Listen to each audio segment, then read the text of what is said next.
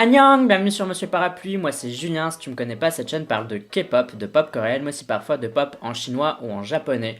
Aujourd'hui c'est un hors-série parce que j'avais envie de faire ça, parce que à la base j'aime quand même la musique pop, et donc par extension j'aime beaucoup regarder le concours Eurovision de la chanson qui a lieu tous les ans au mois de mai. Les pays participants peuvent généralement choisir entre une sélection interne ou une sélection nationale diffusée, que ce soit en radio ou à la télé, et c'est ce que la France a fait cette année, avec une émission qui s'appelle Destination Eurovision, qui était déjà là donc l'année dernière, c'est la deuxième édition, et qui décidera du candidat français qui ira représenter la France en mai prochain à Tel Aviv. Pour ceux qui ne me connaissent pas, généralement je parle de pop coréenne ici, j'analyse un peu les clips, les sorties, parce que la pop coréenne est une machine, une industrie musicale assez folle, où il y a des clips qui sortent quasiment tous les jours. Et pour ceux qui me connaissent déjà, vous inquiétez pas, je laisse pas la pop coréenne de côté, mais j'ai décidé de faire un petit hors-série parce que j'avais un peu envie de donner mon avis sur Destination Eurovision. Je ferai sans doute d'autres hors-séries, surtout avec le Melody Festivalen, qui est la sélection suédoise. Je donnerai aussi mon avis sur l'Eurovision de cette année parce que c'est une émission que j'aime bien, et comme ça reste toujours au niveau musical, je pense que ça va avec la chaîne sans être trop à côté. Et donc allons-y, on va parler tout de suite de Destination Eurovision 2019. Alors tout d'abord, sur l'émission en elle-même, avant de passer aux choses un peu plus précises, c'est-à-dire les chansons et les candidats, je suis très content que France 2 ait repris cette idée de faire Destination Eurovision. Il y a vraiment beaucoup de choses à corriger et je pense que tout le monde l'a vu, et c'est un peu le défaut en fait du format. Je trouve que la sélection de chansons me semble correcte, la réalisation dans l'ensemble est plutôt correcte, mais il y a vraiment des choses à supprimer selon moi s'il y a une troisième saison, vraiment des choses à changer littéralement parce que je trouve que c'est pas digne d'une chaîne publique, et surtout en France. Je veux dire, si c'était la Moldavie qui fait ça, qui est un pays avec beaucoup moins de gens, beaucoup moins de moyens, etc., ça me paraît moins grave d'avoir la première demi-finale qu'on a eue, mais je pense qu'en France c'est juste pas possible. Ils ont pas été fichus à mon sens, surtout lors de la première demi-finale, d'avoir un son correct. Je sais pas si je suis le seul à l'avoir remarqué, mais ça gueulait, enfin le son a été plus fort que le son chanté. Je sais pas si c'est juste un rendu télé, je sais pas si c'était pareil pour les gens qui étaient en salle, mais c'est juste pas possible. Complètement corrigé lors de la seconde de finale, c'est très bien. C'est comme ça que ça aurait dû être depuis le début, mais je trouve ça quand même dingue que c'est pu ne serait-ce qu'arriver. Alors ok, l'erreur est humaine, ça peut arriver, mais je sais pas si les gens se rendent compte, France 2 c'est une des plus grosses chaînes de télé publique au niveau européen quand même. Ça me semble pas normal que ce genre de choses arrive. Enfin bon, soit, je vais pas non plus jeter la pierre à France 2, ils ont peut-être fait une petite erreur à la con, c'était juste mon avis au niveau de la réalisation. Je trouve que les experts musicaux soient là, je trouve pas que ce soit une mauvaise idée, j'aime assez bien leur avis, je trouve que Christophe Willem est très souvent juste. Après, quand je suis pas d'accord avec lui, c'est plus sur une question de goût, quand lui il aime un truc, je l'aime pas, etc. Mais généralement quand il donne une critique, que ce soit positive ou négative, je trouve que c'est assez juste. Vita et André Manoukian, je les trouve pas mauvais, en tout cas je les trouve moins mauvais que Isabelle Boulay et Amir de l'année dernière. Néanmoins, j'aurais aimé en avoir plus, je pense que 4 experts ce serait pas mal, et aussi, s'ils sont là, qu'on les fasse parler tout simplement. Parfois on demande l'avis de Vita et d'André Manoukian et on laisse de côté Christophe. Je sais pas pourquoi, sans doute parce qu'ils doivent rusher, ils ont sans doute pris du retard au niveau du timing vu que c'est en direct si vous le savez pas. Je trouve que s'ils sont là, autant les utiliser quoi, et sinon on les met pas tout court. Voilà. Mais c'est vraiment le seul truc que j'ai à dire sur eux. Je trouve que c'est quand même un bon ajout à l'émission. Je trouve que c'est sympa d'avoir l'avis de personne. Je trouve que c'est toujours intéressant. Maintenant, au niveau de l'animateur Garou, alors je sais qu'il y a pas mal de gens qui aiment pas ce que fait Garou, d'autres qui trouvent que ce qu'il fait est extrêmement correct et plus que correct. J'ai un peu le cul entre deux chaises. C'est quelqu'un qui parfois peut vraiment faire preuve d'énormément de professionnalisme. Je me souviens lors de la DF2, à la fin de la prestation de Simone, ça se voyait clairement qu'il avait le trémolo dans la voix, qu'il était à deux doigts de pleurer, et il a réussi à retrouver une forme et a réussi à continuer l'émission. Je pense qu'il a pris 10 secondes, mais juste après, il était de nouveau focus et concentré. Il a réussi à reprendre le show. Il y a pas mal d'animateurs qui n'arrivent pas à faire ce genre de truc ou qui parfois se laissent déborder par leurs émotions. Et là, je trouvais que Garou a réussi à garder une consistance, même si au début, forcément, les émotions ont pris le pas, ce qui me semble normal. Mais après, il a réussi à reprendre une consistance et ça, je trouve que c'est très bien. Après, je sais pas s'il est coaché, s'il n'est pas coaché, s'il y a des gens qui lui disent de dire des trucs dans l'oreillette ou pas précises, mais à la fin de l'émission, quand il fait le décompte des voix et qu'il analyse les voix à chaque fois que quelqu'un donne ses votes, pour moi il y a un problème. On n'est pas débile, on arrive à compter je crois, et même ceux qui n'arrivent pas à compter, je pense qu'ils peuvent très bien faire sans l'analyse des votes entre deux votes quoi. Je veux dire, entre chaque vote, c'est saoulant. Après 2-3 votes, faire une petite mise au point, c'est pas mal. C'est pas dérangeant, pourquoi pas. Genre, par exemple, lors de la deuxième demi-finale, encore une fois, on sait qu'Emmanuel Moir est le premier du télévote. On arrive à deviner par rapport au troisième du télévote qu'il aura plus de points que le troisième du télévote. On fait un petit calcul rapidement et on remarque qu'il va forcément arriver premier ou second. Logique. Et là, c'est vraiment, oh, est-ce que Emmanuel Moir va rentrer dans le top 4? Est-ce qu'il va arriver premier ou pas? Bah oui, en fait, on n'a même pas besoin que tu nous le demandes parce qu'on le sait en fait. On le voit. Effectivement, on peut faire durer le suspense plutôt au début quand tout n'est pas encore fixé, mais une fois qu'on arrive à un certain niveau de points, en fait, on sait déjà qui est éliminé et qui l'est pas. Et c'est à ce moment-là où on peut se permettre d'aller un peu plus vite parce qu'on sait déjà, on est capable de calculer, il n'y a pas besoin d'aller plus loin. Lors de la première demi-finale, il avait été moins bon lui aussi, et je trouve que dans la deuxième demi-finale, il avait corrigé quelque chose. C'est-à-dire que parfois, il laissait des gros blancs qui étaient un peu malaisants, je trouvais.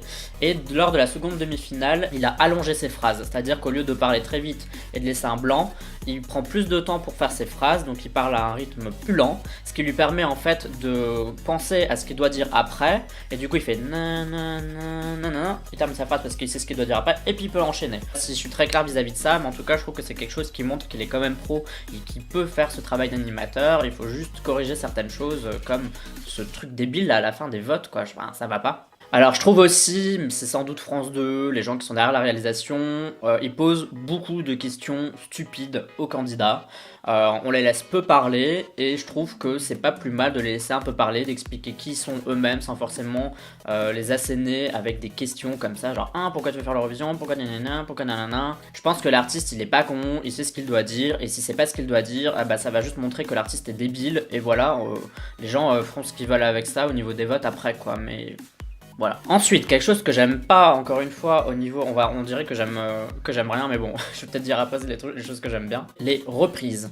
Enfin, je pense savoir pourquoi ils font des reprises. Je pense que c'est parce que pour attirer le public français, c'est plus intéressant d'avoir des choses qu'ils connaissent. Les Français, c'est un peu la marque de fabrique de la France, c'est que les Français n'aiment pas ce qu'ils connaissent pas. Il y a plein d'autres gens qui sont comme ça, mais généralement en France, c'est quelque chose qui est assez commun et on le sent partout. En fait, en France, il suffit d'être un peu observateur et vous remarquerez par vous-même que les gens, quand ils connaissent pas quelque chose, ils ont beaucoup de mal à s'adapter. Mais je trouve ça bizarre qu'on demande à des gens qui sont déjà censés être artistes de leur demander de faire des covers.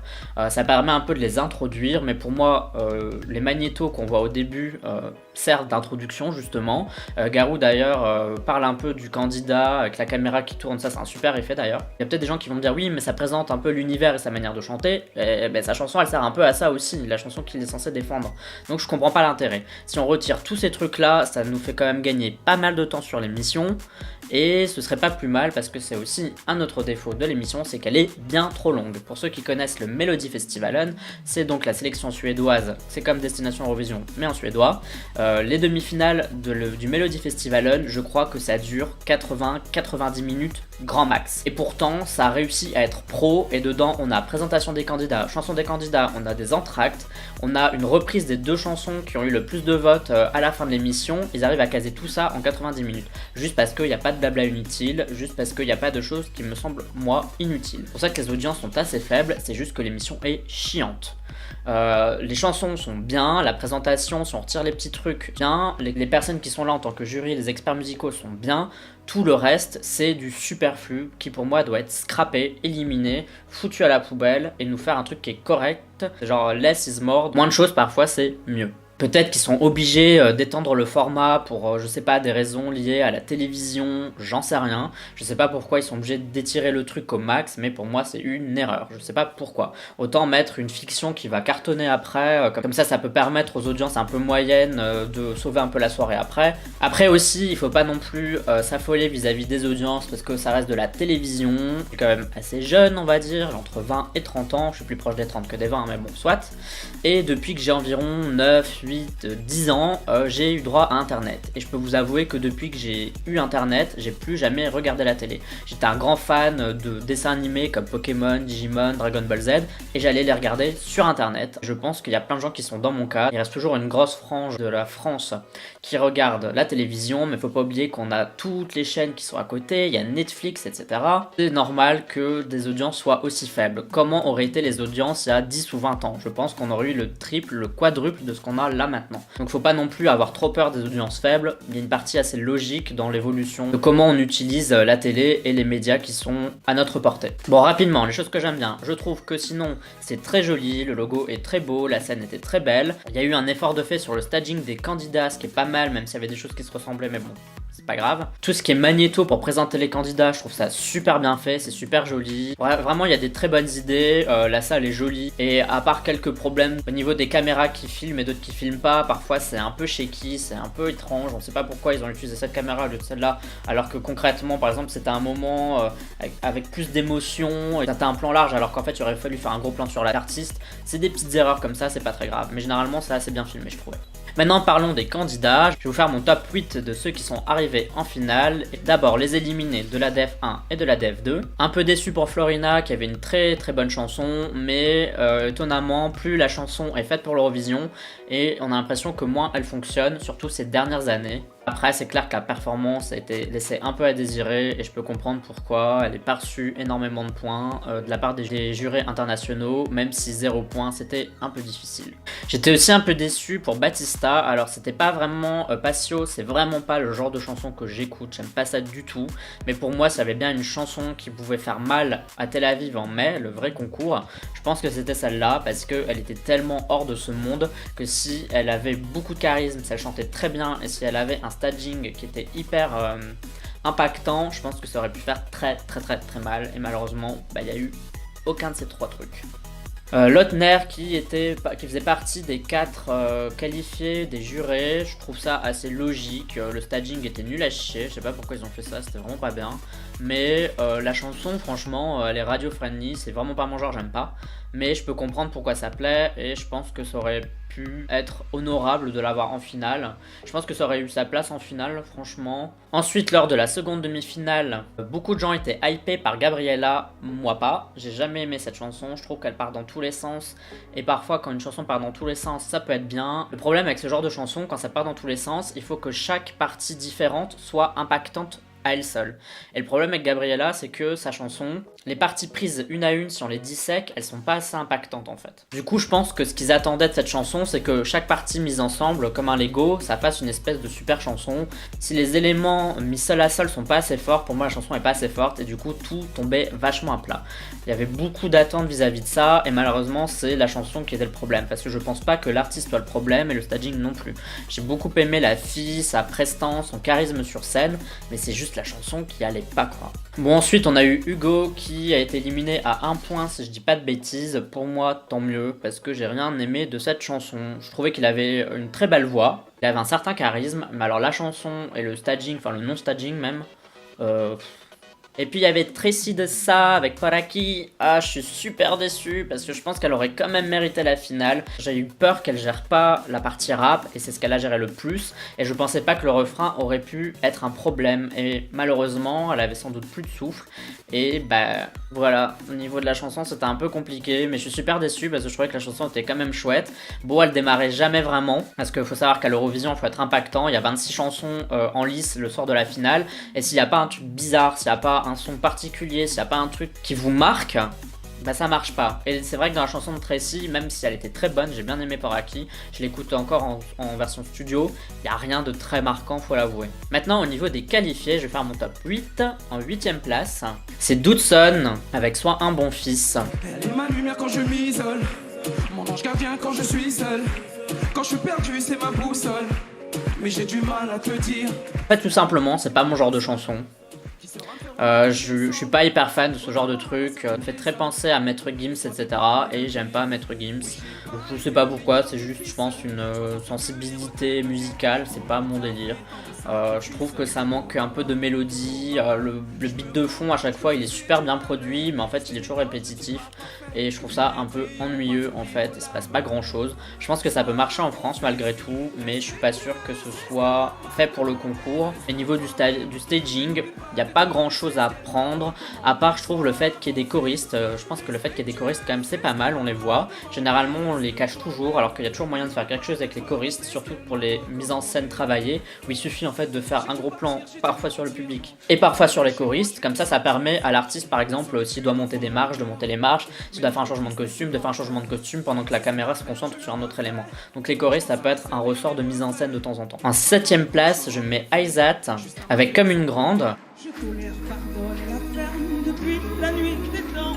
J'ai toujours autant de problèmes, sauf qu'en plus faut que je tape maintenant si... Bon là ça ressemble encore une fois à un artiste assez connu, à Stromae, et bah j'aime pas non plus ça. Bon vous allez croire que j'aime rien, si j'aime pas mal de choses, mais même si je trouve que ce que fait Stromae c'est vraiment bien, c'est juste que c'est pas mon goût non plus musicalement, j'ai du mal à danser dessus, j'ai du mal à vraiment apprécier ce type de chanson, c'est juste pas mon délire. Je trouve que Aizat a énormément de charisme, qu'elle danse très très bien, et elle a vraiment vécu pour moi une demi-finale très difficile, parce que c'est sans doute sa prestation qui était la plus affectée par les problèmes de son, en tout cas au retour télé, parce que je pense pas qu'elle chantait si mal et que le truc était si mal que ça. Donc je pense que ça va quand même changer un peu la donne au niveau de la finale, et je l'espère pour elle parce qu'elle le mérite, et je suis très content qu'elle soit quand même passée parce que sa chanson mérite quand même d'être entendue, malgré que ce soit pas mon délire plus que ça. Et j'ai pas grand chose à dire de plus en fait, elle a un peu tout le package. Je pense qu'elle pourrait aller à l'Eurovision avec cette chanson. Après, est-ce qu'elle nous ferait gagner l'Eurovision ? La réponse est non, et Doudson aussi d'ailleurs. En 6ème position, c'est Emmanuel Moire avec La Promesse. Comme un étranger, sans appui, sans repère, à vouloir parler, j'ai fini par me taire. Alors la version studio je l'avais pas trouvée folle, mais heureusement Emmanuel Moire sait ce qu'il fait. Je sais pas s'il a fait ça parce qu'il sait comment fonctionne l'Eurovision ou parce que tout simplement c'est quelqu'un qui aime bien mettre en scène les choses, mais il a une vraie mise en scène qui raconte quelque chose, il se passe vraiment quelque chose, et pour moi c'est amplement mérité cette qualification. Malheureusement je trouve pas que la chanson soit compétitive, elle est très belle et elle nous touche quand on comprend les paroles, mais je pense que pour toutes les personnes qui comprennent pas le français, la mélodie et comment riment les paroles, pas suffisant à mon sens. Alors on sait qu'il y a déjà eu Salvador Sobral qui a gagné en portugais, mais si vous écoutez sa chanson, il n'y a pas besoin de comprendre le portugais pour entendre les rimes de cette chanson, c'est super mélodique en fait. Il y a une espèce de hook tout le long de la chanson qui permet que la chanson reste mélodique malgré le fait qu'on ne puisse pas la comprendre. Et en fait on la comprend d'une manière un peu plus musicale, on comprend les émotions qu'il essaye de faire passer, et je pense que c'est pour ça qu'il a gagné. Et je pense pas que cet état de fait fonctionne avec Emmanuel Moire, je pense pas que sa chanson arrive à faire ça. Donc personnellement la chanson je la trouve pas folle, malgré que je l'ai réellement appréciée pour la première fois lors de son passage en live, donc c'est vraiment la preuve qu'une chanson ne peut pas être jugée uniquement que la version studio. L'Eurovision c'est un package total, c'est des visuels, c'est un son, c'est tout ce qui se passe, c'est comment c'est monté, c'est comment c'est filmé, et Emmanuel Moire l'a bien compris. L'une des deux autres personnes qui risquent de gagner sera première, et je pense qu'en seconde position il se pourrait que ce soit Emmanuel Moire et que l'autre personne finisse troisième. Mais bon, on verra, je suis pas Madame Irma, on verra samedi. Chimène Badi avec Là-haut. Qui nous sommes, rien ni personne, rien ni personne. Pour moi c'est une super bonne idée que Chimène participe. Pour moi ça l'a rendue hyper likable comme on dit en anglais, c'est-à-dire qu'elle est attachante. Tout ce qu'elle disait, tout ce dont elle parlait sur scène et dans son magnéto, je trouvais ça très honnête et très sincère de sa part. Pour moi ça a augmenté son image auprès du public français, ça a dû faire quelque chose. Pour moi c'est une de ses meilleures chansons à elle, de son registre. Après je connais pas sa carrière entière, je connais pas toutes ses chansons, mais de celles que je connais, je trouve que c'est l'une des meilleures. Malheureusement je pense qu'il y a un petit souci quand même au niveau de la chanson, c'est que ça démarre non plus jamais, c'est-à-dire qu'il y a un build-up au début. En fait si vous voulez ça monte, ça monte, ça monte, et puis ça reste plat jusqu'au bout, alors que pour moi ça aurait dû monter, peut-être rester un peu plat et puis remonter, etc.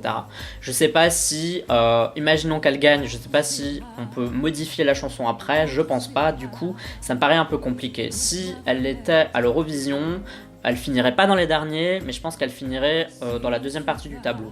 En fait, si vous voulez, je trouve que la chanson a énormément de potentiel, mais il manque un peu de magie, il manque un petit truc pour la rendre exceptionnelle, malheureusement. L'idée du cube, c'était vraiment pas mal, même si les 2 premières minutes c'est rigolo, la 3e minute, c'est vrai qu'on a l'impression que c'est un fond d'écran Windows 95.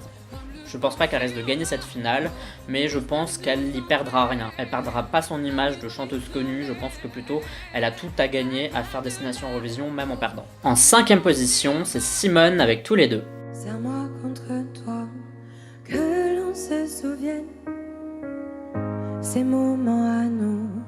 Alors, si Simone seconde ni première, et je sais que c'est une grande favorite, c'est tout simplement parce que je suis pas très fan de ballades en général. Pour le peu de ballades que j'aime, la chanson Tous les deux ne rentre pas dans la catégorie du genre de ballade que j'aime tout simplement. Il y a des choses que j'ai beaucoup aimé avec elle et des choses que j'aime pas du tout, mais vraiment pas. Commencer des choses que j'aime pas. Alors déjà, je trouve qu'il y a eu un petit fail de la part de France 2 parce que tout l'intérêt de cette chanson, surtout pour le public français qui peut comprendre sa chanson, c'est le fait qu'au début on pense que c'est une histoire d'amour et à la fin en fait c'est un message à son papa. Et le problème c'est que dans son magnéto, on explique clairement que sa chanson c'est sur son père. Alors ça semble normal vu qu'elle doit parler de sa chanson, mais j'aurais bien aimé qu'il trouve un moyen de parler de la chanson sans expliquer un peu le plot twist du truc. Je pense qu'elle aurait pu avoir un effet encore plus gros quand les gens devinent qu'elle parle de son père. En parlant de son père, il y a une partie de la chanson où elle dit papa. Et je sais pas pourquoi, cette partie me sort complètement de la chanson parce que je trouve qu'elle est posée un peu bizarrement dans la chanson. Je sais pas pourquoi, ça me fait cet effet-là, mais il y a un petit côté bizarre selon moi dans cette chanson. Elle a quand même été plébiscitée par le public et par les jurés, c'est que donc il y a quand même quelque chose qui fonctionne. Au niveau du staging, si elle devait gagner Destination Eurovision et si elle avait le même staging à Tel Aviv, pour moi elle serait loin de gagner. Je pense qu'il faut faire quelque chose de plus intimiste et il faut jouer beaucoup plus avec la caméra. Il y a moyen de faire des mouvements de caméra sans que ça donne le tournis et sans que ça écœure. Je pense par exemple à la chanson Undo de Sanna Nilsson en 2014 qui avait représenté la Suède. Elle avait une balade, elle bouge pas du tout, elle reste comme impliquée, mais les mouvements de caméra sont tellement beaux, sont tellement bien faits que ça dynamise la chanson. Vu qu'elle a terminé 3ème en 2014, du coup il y a vraiment moyen de faire quelque chose. C'est une très belle chanson, mais j'ai aussi un peu du mal avec l'artiste malheureusement. Je sais pas si elle le fait exprès, je sais pas si elle le fait pas exprès, j'en sais rien, c'est juste un ressenti que j'ai personnellement en la voyant. J'ai eu du mal à la trouver sincère. Alors peut-être qu'elle le fait pas exprès, parce que j'ai aussi ce genre de problème, qui me disent ah t'as l'air un tel, t'as l'air comme ça, t'as l'air comme ça, et puis quand ils commencent à me connaître, ils me disent ah mais en fait t'es pas du tout comme ça, c'est juste l'air extérieur, mais en fait on se trompe après. Peut-être que c'est pareil avec Simone.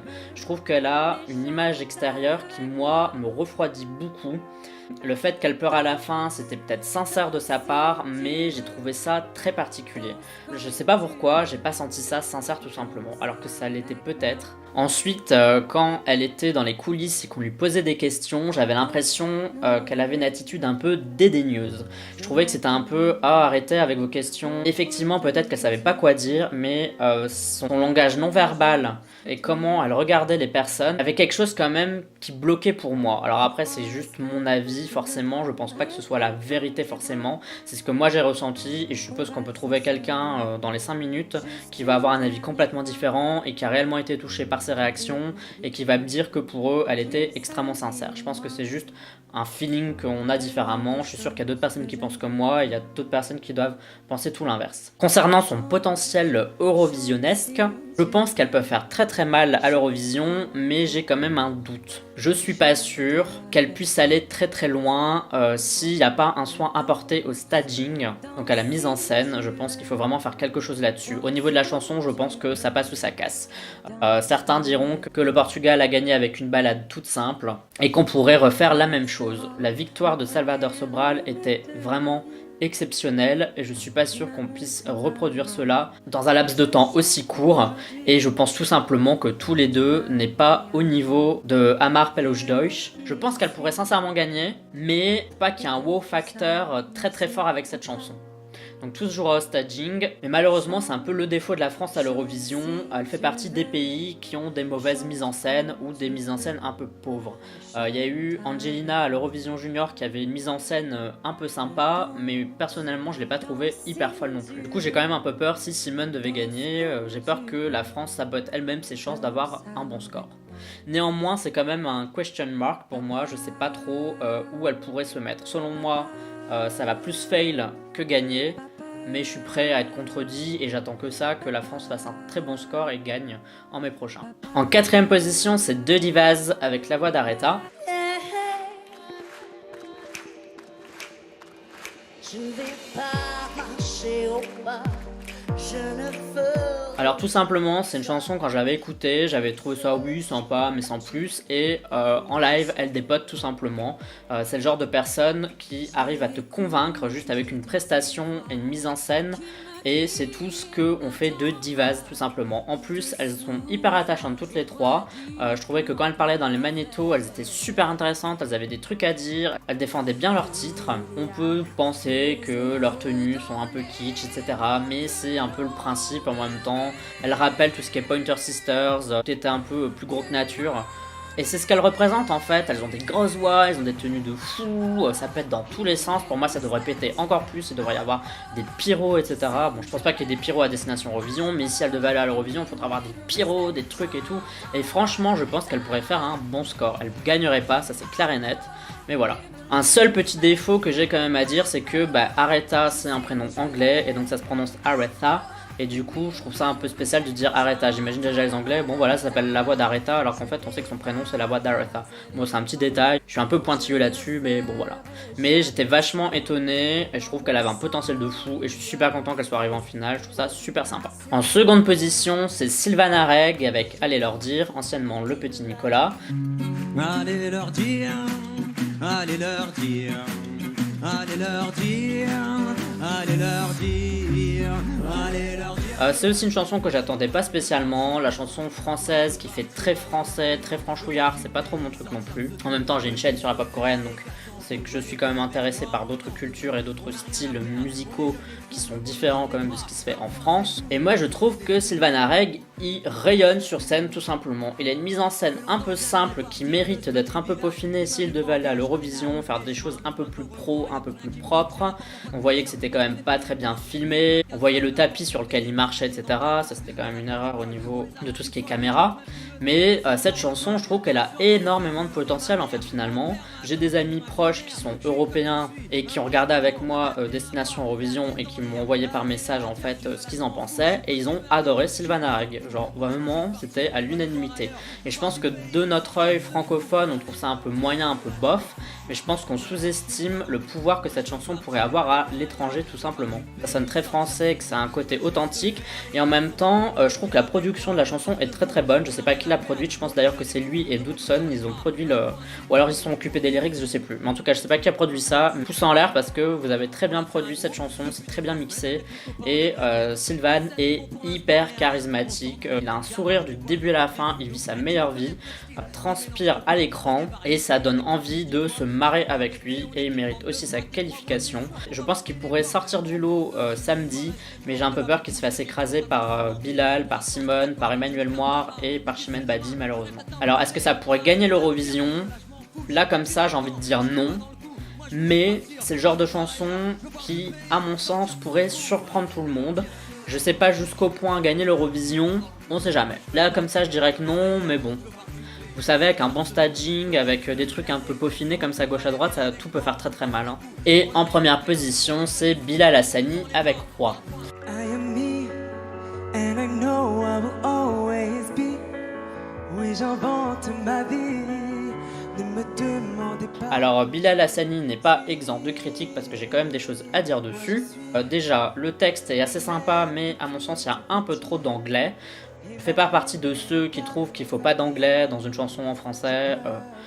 Pour moi, c'est pas un problème. Mais par exemple, j'écoute de la pop coréenne, et dans la pop coréenne, il y a beaucoup de mots en anglais, des bouts de phrases en anglais. Et c'est fait quand même avec beaucoup de goût en pop coréenne, généralement. Ils arrivent à bien caser, parfois ils font rimer des mots coréens avec des mots anglais, parfois c'est une partie du refrain qui est chantée en anglais, du coup ça passe, et c'est tout doux en fait au niveau de l'oreille. Là je trouvais que la première fois que je l'ai écouté, j'étais un peu en mode oh, oula, c'est un peu brut quand même, et ça m'a un peu posé problème. La performance de Bilal, pour moi, c'est c'est un semi-problème parce que si il est effectivement élu pour nous représenter à Tel Aviv, je pense qu'il a X mois pour se peaufiner et avoir la performance la plus slick ever. Mais là, en tout cas, lors de la demi-finale, c'était un peu coup-ci coup-ça. Après, il n'a pas été aidé parce qu'ils ont mal démarré la chanson. Et c'était aussi la demi-finale avec tous les problèmes de son. Donc voilà. Et malgré que Roi soit ma chanson numéro 1, en fait c'est une chanson que j'ai appris à apprécier, mais la première fois que je l'ai entendue, j'avais été assez déçu. Je connaissais déjà Bilal Hassani avant, en fait je m'attendais à quelque chose de plus gros, de plus fou. Je suis aussi assez étonné de Madame Monsieur. Pour moi c'est autant une bonne ou une mauvaise idée qu'il soit là, parce que Madame Monsieur sont assez bons, mais je trouve qu'il leur manque toujours un petit truc aussi dans la composition des chansons. Je sais pas pourquoi, on dirait qu'ils essayent d'être pop, et en même temps pas être trop pop pour rester un peu variété et plaire au public français. Pour moi, ils devraient faire comme des artistes comme Miel, c'est aller à fond la route de la pop et s'en foutre carrément de l'espèce de carcan variétoche. Et c'est ce qui se passe avec Roi. Roi, c'est une chanson pop, mais il y a des petits relents un peu variété ici et là qui empêchent la chanson de vraiment aller plus loin et de démarrer et d'être vraiment, voilà. Par exemple, je trouve qu'il manque 1 ou 2 beats électro dans cette chanson. Si la chanson gagne, je sais pas si France 2 est autorisé à revamp la chanson, c'est-à-dire à la rénover un petit peu, à changer quelque chose, parce que les Français ont voté pour une chanson, et s'ils découvrent qu'au final la chanson elle est un peu modifiée après, ils vont se dire ah ben moi j'ai pas voté pour ça. Donc je sais pas si c'est possible de le faire, mais s'ils peuvent le faire, allez-y quoi, rajoutez un beat, rendez-le un peu plus électro. Pour moi la chanson Roi elle me fait penser à la chanson de Christian Kostov qui était arrivé second lors de l'année où le Portugal a gagné. Donc, et dans la chanson de Christian Kostov il y a des petits éléments un peu de beat électro qui rajoutent plein de trucs à la chanson, et c'est pour ça qu'elle est arrivée aussi haut. Et c'est pour ça que je pense que Roi a un énorme potentiel de fonctionner à l'Eurovision, mais que là en l'état... je sais pas trop. Bon, ensuite pour les points positifs, c'est aussi la chanson. Je pense que la chanson est super bien taillée pour l'Eurovision et Bilal a la personnalité qu'il faut pour pouvoir la porter. Alors je parle pas de la personnalité dans le sens il porte des perruques, il fait un peu féminin, etc. Non, c'est pas ça. C'est quelqu'un qui est très attachant. Quand il parle, il dit des choses qui sont vraiment, pour moi, intelligentes et pertinentes. J'ai écouté une interview qu'il a eue sur France Inter et je trouvais que ce qu'il disait était vraiment très intelligent tout simplement. Et on s'attend à ce qu'il ait des réponses de mecs de son âge, mais non, il dit très peu de conneries dans ses interviews, il est très posé, il a l'air d'avoir les pieds sur terre, il est assez humble. Il a quand même parfois des allures de diva, etc. Mais ça, je pense que ça fait partie de son personnage. C'est une espèce de prétention, mais le genre de prétention qui est attachante à mon sens. On sent que quand il est prétentieux, quand il fait un peu la diva, c'est plus un côté fun, marrant et second degré plutôt que hyper sérieux. Bon, malheureusement, on vit dans le pays du premier degré, donc c'est un peu compliqué. Plein de gens, à mon avis, ne doivent pas l'apprécier pour ça, mais selon moi, il a vraiment une personnalité qui est stellaire, quoi. Ça a l'air d'être quelqu'un de bien, tout simplement. Beaucoup de gens ont critiqué sa chorégraphie. Moi, je trouvais que heureusement qu'elle était là, sinon on s'en morderait pas mal. L'effet de la couronne avec les mains derrière, je trouve que c'est une super bonne idée, et ce serait super s'il y avait un effet lumineux derrière qui prolonge un peu les mains comme des rayons de soleil ou des trucs comme ça. Si ils sont autorisés à peaufiner un peu la chanson, et si ils bossent à fond le staging en le modifiant bien comme il faut avec des mouvements de caméra très très bons, je pense que Bilal peut aller très loin à l'Eurovision et faire un très bon score. Après, faut voir ce qu'il va y avoir en face, faut voir ce que vont proposer les autres pays. J'avoue qu'à la première écoute de Roi, j'avais pas trouvé ça foufou, et peut-être qu'il y a plein de gens, quand ils vont écouter Roi pour la première fois en mai prochain dans les autres pays, ils vont pas trouver ça foufou. Maintenant, si j'apprécie la chanson, c'est parce que c'est déjà la seconde, troisième, quatrième fois que je l'entends. Ensuite, il faut aussi savoir que Bilal reçoit pas mal de critiques de la part des personnes, des médias qui sont assez connus. Par exemple, il y a eu Philippe Manœuvre. Bon, je vais pas tous les citer, mais vous savez qu'il y a plein de gens qui ont quand même critiqué un peu ce qu'il fait. Je suis un peu attristé par ça, parce que j'ai l'impression que les gens ne se rendent pas compte de ce qu'est vraiment l'Eurovision. Tout le monde s'attend à ce que ce soit un concours de chant hyper sérieux, où vraiment c'est la prouesse vocale, la technicité l'emporte sur tout le reste, et la réponse est non, et ça ne l'a jamais été en fait. Ça l'a jamais été, jamais, jamais, jamais. Je sais pas, on dirait que les gens débarquent, je sais pas si ces gens ont déjà regardé l'Eurovision, je sais pas s'ils comprennent ce qu'est l'Eurovision, Mais l'Eurovision, c'est pas ça. Et alors là, je vais vous lire un petit extrait court de ce qu'un de mes très proches amis a écrit. Il s'appelle Kurt Corbeil, c'est son pseudo sur internet. Il a un blog qui s'appelle Club Corbeil où il parle de pop. Et il avait écrit une fois sur l'Eurovision. Je mettrai le lien de son article en description si ça vous intéresse. Et je trouvais qu'il y avait un passage dans ce qu'il a écrit qui était vraiment très pertinent. Et j'aimerais vous le lire là maintenant parce que je pense que plus de gens méritent d'entendre ce message. Donc je vous lis là sur le téléphone. Souvent critiquée et raillée pour son côté plastique et ringarde, chic et toc, vaine et onéreuse, la cérémonie garde pourtant la tête haute. Elle révèle encore des personnalités singulières et éminemment politiques. Les victoires de Conchita Wurst et Jamala prouvent qu'on peut faire cohabiter la tolérance ou le devoir de mémoire dans un concours où participent des régimes autoritaires et rétrogrades comme la Russie ou l'Azerbaïdjan. L'Eurovision est aussi l'occasion de proposer une alternative gay, pop et décomplexée au beau goût musical officiel des gardiens du cool, les jeunes citadins cis mâles hétérosexuels, car c'est surtout ça l'Eurovision, un énorme fuck you à l'establishment, vrai contre-pouvoir gay, friendly et féministe dans lequel les paillettes, les chorégraphies, les chanteuses à voix, le décorum, les tenues extravagantes et les hymnes dance floor constituent la norme, là où tout le reste de l'année cette grille de lecture, ce langage musical sont conspués. L'Eurovision, c'est le triomphe du novelty, du mauvais goût, de l'euphorie, c'est l'émancipation des midinettes, des cœurs d'artichaut qui fondent pour les voix de divas biélorusses ou de jeunes et faibles scandinaves. Et ce grand défouloir, quand on est une fille ou un vieux garçon homosexuel comme moi, ça fait un bien fou. C'est juste une petite passage de son article, donc n'hésitez pas à lire si ça vous intéresse, et pour moi c'est vrai. L'Eurovision, c'est le seul endroit où des personnes telles que Bilal, telles que Conchita Wurst, que comme les Moldaves de l'année dernière, Doredos, peuvent sortir des trucs dingues qui sortent des carcans de ce qu'on entend à la radio chaque année.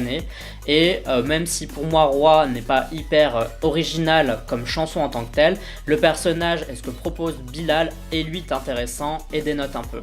Et pour moi c'est des personnalités comme ça dont on a besoin dans la vie de tous les jours. C'est des gens qui sont différents, qui montrent la différence. Alors je sais que certains vont appeler ça la gauche chiante, tout ce qui est gauchiasse, machin, tous les trucs que j'ai entendus personnellement me fatiguent parce que je pense pas que ce soit hyper pertinent ni juste en fait, tout simplement. Ça sert à rien d'essayer d'expliquer à ce genre de personnes un peu comment ça marche parce que je pense qu'ils passent déjà à côté de pas mal de trucs en temps normal, bon voilà. Mais du coup je trouve que Bilal a ce package là qu'aucun des autres candidats n'a, tout simplement. Je trouve qu'il a vraiment une personnalité stellaire, il a la personnalité, le charisme et la prestance d'un gagnant, tout simplement.